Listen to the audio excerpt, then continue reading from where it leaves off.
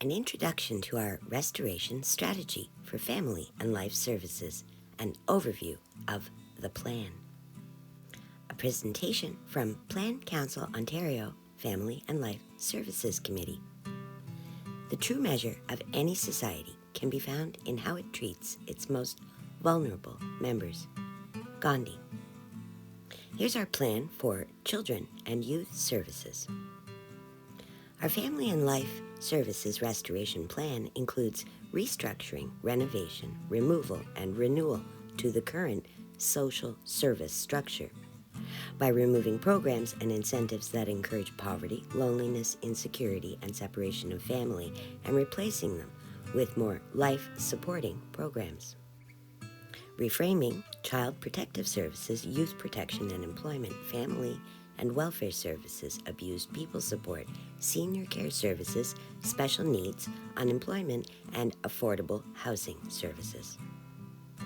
We'd like to start by overhauling child protective services, changing policies and procedures currently in place, moving to a family-based temporary foster care only in case of direct child endangerment.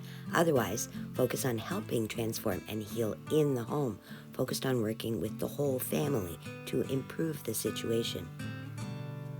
Lose the institutional setup, move child services to renovated private homes.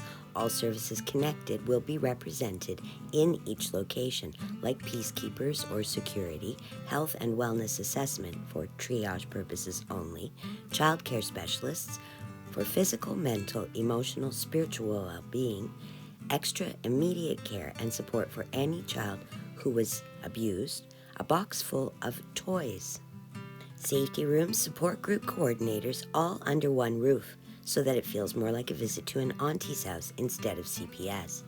Making sure we have extra clothes, backpacks, suitcases, basic essentials, all ready to hand out if needed. New standard operating procedures will include compassion, communication, consideration, and cooperation. The new goal for Child and Family Services will be to support struggling families on all levels with intensive programs designed to free them from the system permanently, supporting families where they need the most help until they don't need our help anymore. This will include marriage counseling, parenting courses, nursing, at-home care support, autism and care support, light housekeeping, daycare and babysitting, paid date nights, food prep, transport to school, doctors, self-awareness and improvement programs, stress reduction, focusing on keeping the family together, not tearing it apart, and keeping it apart. This counseling and support could include extended family and friends.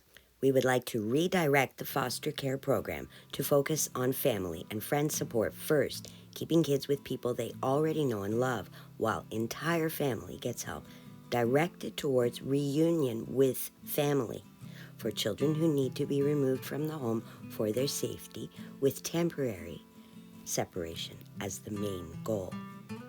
Backpack and suitcase programs, a new suitcase for any child, teen, or person fleeing domestic violence or abuse situations or home insecurity. These backpacks or suitcases will be loaded with basic essentials, socks, clothes, hygiene products, including backpack programs for school items and essential living items for homeless or those in transit between homes. Build super secure tiny home communities for people fleeing family abuse or domestic violence. Have peace officers living in the building to ensure 24-hour security, offering a personal private sanctuary with some temporary and other permanent places to live. Dedicate funding and incentives to tiny home communities, focusing on affordability and safety. Set up training and co-op programs for those who love to build stuff. Create tiny community programs and incentives to bring tiny home communities to the areas people want to live. This can include retraining and cooperative efforts for all skill sets, abilities, talents, and interests. Support for single moms and dads, including childcare, parenting programs, parenting clubs, as well as grief counseling, financial counseling, and family-oriented community programs. Increase support and funding for teen programs, including retraining, refocus, treatment programs, peer counseling, service clubs, community-oriented activities, weekly community dances, getaway and wilderness training, leadership and entrepreneurship training, teen pregnancy support, parenting programs, and independent incentives. One of our ideas is the Teen Mall Initiative Project. Malls are wasted real estate after the store closes. Many teens in foster care programs have no support or resources after their 18th birthday. Our proposal offers semi-independent living with focus on retail projects and usable skills. Find old, rundown, or closed malls, renovate for sustainable community living for teens and young adults. Create living quarters in rear of each store, with storefronts selling products chosen or made by the teen or young adult. Provide community parents to live in 24-hour care if needed, targeting teens in child and family care, runaway teens, or foster kids. Have the teens form their own mall security, their own council, and use the PA system for their radio station, with community cooking and eating provided by the food court. We'd like to see more funding and support for all special needs activities and programs. We'd like to provide incentive programs for opening pass-it-on stores for kids. All products received by donation, all items under $5, with the proceeds going to community programs like dances, block parties, or being divided amongst the single parents in the community. Our society needs people who take care of the elderly, who know how to be compassionate and honest. Society needs all kinds of people with all kinds of skills, not just smarts, for humans have emotional needs requiring emotional connection, most of all. Here's our plan for seniors. We'd like to increase funding for home renovations to move elderly relatives into family homes, create greater funding and support for all at-home care, wisdom sharing clubs, multi-generational history, and talent clubs, including creating more companionship programs for dancing, travel, at-home, exercise, dinner parties, theaters, museums, tourism, nights out for seniors, and movies.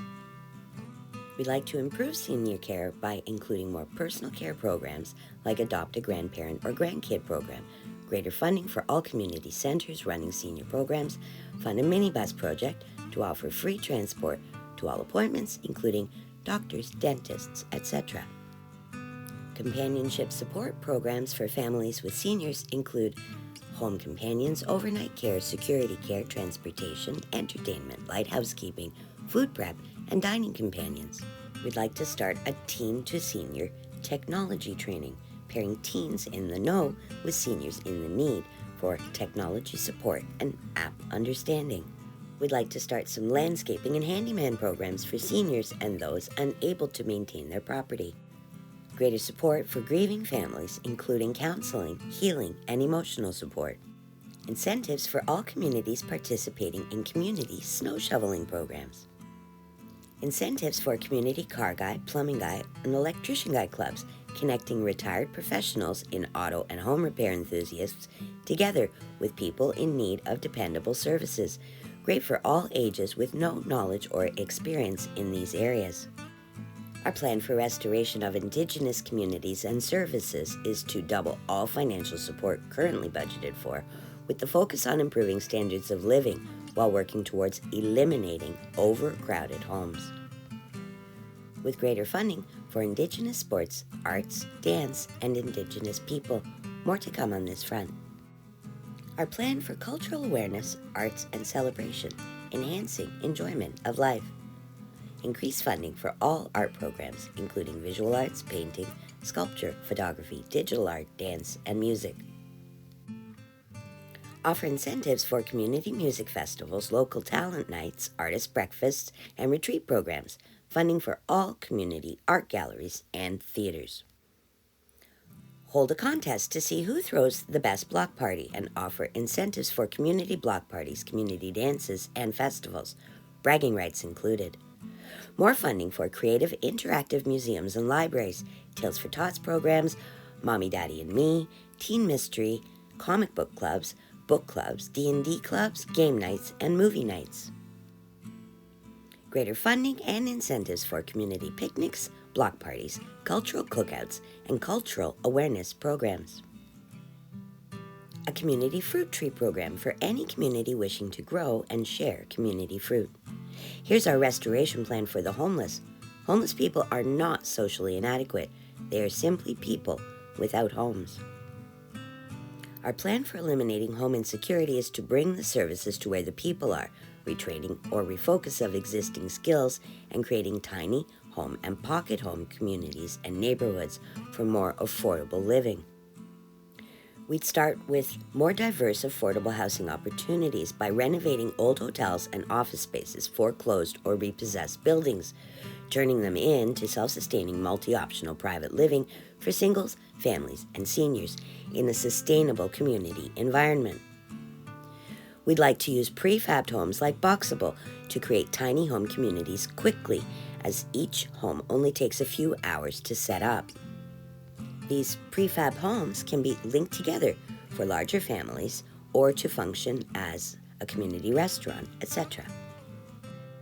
Never doubt that a small group of thoughtful, compassionate, dedicated people can change the world, for indeed, it is the only thing that ever has. This has been a presentation from Plan Council Ontario, Family and Life Services Committee.